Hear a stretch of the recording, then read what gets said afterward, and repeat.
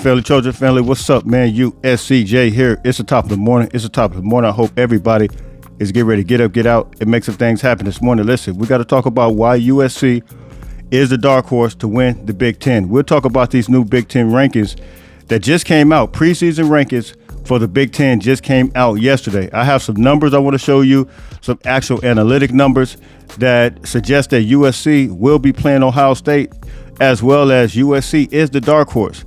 Let's take a look at this. So the preseason rankings came out yesterday, and as you see here, Ohio State, rightfully so. I believe that they have the most talent returning. I believe that they got guys that came from Alabama, a couple guys, the safety, Caleb Downs, all of these guys.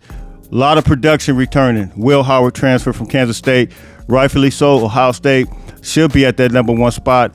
And, you know, I think with them, it's straight up go time. I think it's win it all or bust with Ohio State. Number two, when you look at it, it's going to be Oregon. I think Oregon has a lot of returning production. They got a quarterback who I was actually very high on when he came from Central Florida. Then he went to Oklahoma, Dylan Gabriel. Now he's at Oregon.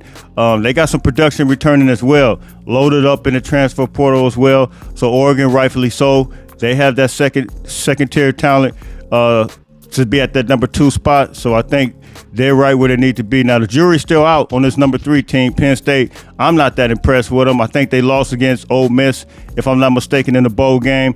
I think they shouldn't be at number three. Well, we'll see. We'll see. The jury's still out. I believe that a couple teams could be cold number threes right now. And then you see number four is going to be Michigan. They got a lot of guys that they lost, 18 guys. I believe the most guys went to the NFL draft, they had in the NFL draft, came from Michigan. However, they do return a couple of interior players, but they do have a quarterback that they're going to be breaking in. So we'll see. New head coach, Jim Harbaugh's gone.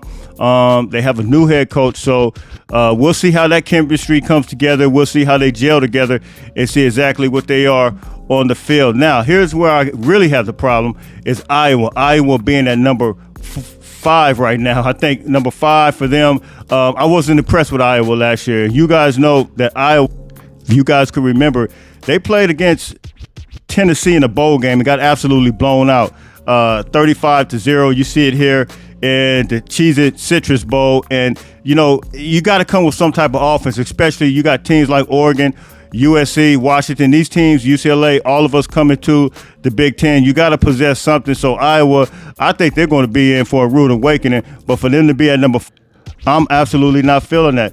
And so I think USC can easily swap out with number 5. I think they could swap. I think they could be tied for either, you know, with Michigan. And I'm going to show you guys why, with Michigan or Penn State. But USC at number 6. And real quick, let me switch over real quick because I got to show you guys some analytics. Well, let's finish going through this. I'm going to show you guys this in a second. And so you got Wisconsin at number 7.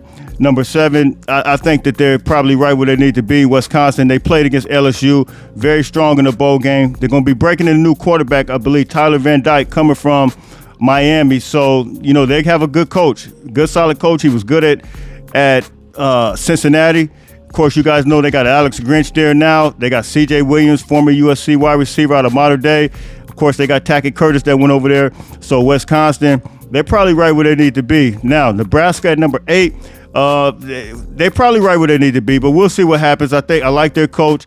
I think they're going to be strong from a defensive perspective. We'll see how Dylan Raiola, how he gets broken in. We know he's going to be able to get the ball down the field. Will he be able to, when the pocket breaks down, will he be able to escape?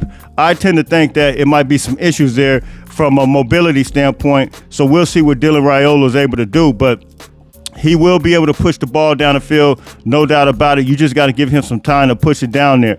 Rutgers was very competitive. They're sitting at number 9, very competitive last year, more competitive than what a lot of people think. I think I was watching them against Ohio State or maybe Michigan, one of those teams, but they gave some teams some problems, but they just didn't have the depth and they didn't have the athletes to complete the task. But Graciano, you know, when he had Rutgers rolling, he had them rolling. You guys remember that he had him with Ray Rice, very competitive, very good coach. So Rutgers is probably better than what a lot of people think. Washington, we'll see. The jury's still out. I like Jed Fish when he was at Arizona. However, I'm not sure. They got some guys that left. They got he doesn't have that same quarterback. I think he has a quarterback now, if I'm not mistaken, from Mississippi State. I believe. I got to double check that. But they got some guys that transferred in. I think they got the running back, Coleman, that came over. So we'll see what happens. Jury's still out on them as well. Now, Maryland sitting at number 11. They lost their quarterback. He was very mobile. He gave some teams some problems. He was trying to get a 7th year, 8th year, whatever that was, but he's gone now. So, but they got some players. The coach has been coaching. He's been very consistent every year. They're sitting at number 11. Minnesota, they're tough. I like PJ Flag. I mean, he's a good coach.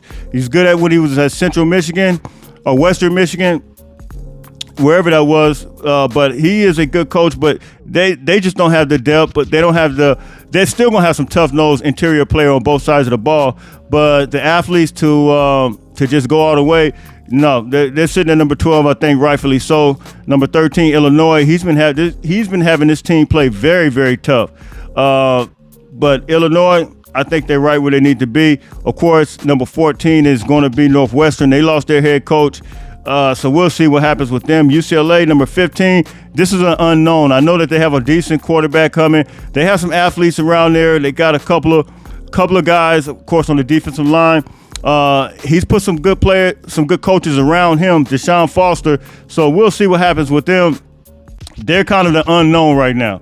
So they're probably fine where they're at. Number 16, Michigan State. I like the coach. I think he did a great job at Oregon State, gave a lot of people problems. They got a lot in and a lot out. They lost a couple interior players, defensive tackle guys. Jury's still out on them. I like their quarterback. You guys know we were trying to get him, but we'll see what happens with them. Indiana, jury's still out on them. I think they're just right where they need to be. Purdue, I think they're right where they need to be. Now, let's take a look real quick at some analytics as to why I think USC absolutely has an opportunity and needs to be up there at the top, according to the. Now, this is the Matrix Analytics, the actual one that I was telling you guys about. He was on my buddy's show, but this is the one, and it has USC going 12-0. This is analytics, and the analytics is compiled from a couple of things, multiple things. It's not just the talent, but it's the coaching staff. All these things they put in together, and like I said, this guy's only been wrong. I think he was off by like 0.8, but every year, this particular Matrix Analytics is better than the FPI, according to this guy. So we got to take a look at this. I'm not saying 12-0. You guys know I said 10-2, but you see USC, they projecting to go at the top with Ohio State to play in the championship game. Oregon 3, Iowa, and then Penn State 6, Michigan, Wisconsin 7. So this is the direction they're going. But this is the Matrix Analytics. Now we'll take a look at some more of this Matrix Analytics, the return to production, and what's actually coming back. All right, production analytics. Team roster analytics. This is all a part of it. They got USC at number 5, nationally ranked 15 with the team roster analytics. As you see, Ohio State number 1, Oregon 2, Michigan 3, Penn State 4, and USC 5. So that's what it is. You see Iowa down there at number 10, which they had over USC. But this is the team roster talent. So they're saying USC has the 5th best roster talent coming back in the Big Ten. Now here's another part of the equation, which is the home field advantage. And you see here USC just averaging right around 66,000 people, but at their game. But you see Ohio State number 1, 103,000 people. Michigan number 2, 109,000. Penn State 108,000 people with their advantage. This is all a part of the analytics as well. Oregon with 55,000, and then you see Washington 68,000. Wisconsin is going to be 75, and then Iowa 69, and then you see USC there at number 6 at 66,000. So that's part of the equation. But I think USC has a real opportunity based on the analytics, and I believe that USC, one of the big reasons is it's going to be a couple of guys here. Miller Moss, Zach Branch. You guys know we talked about the receivers yesterday.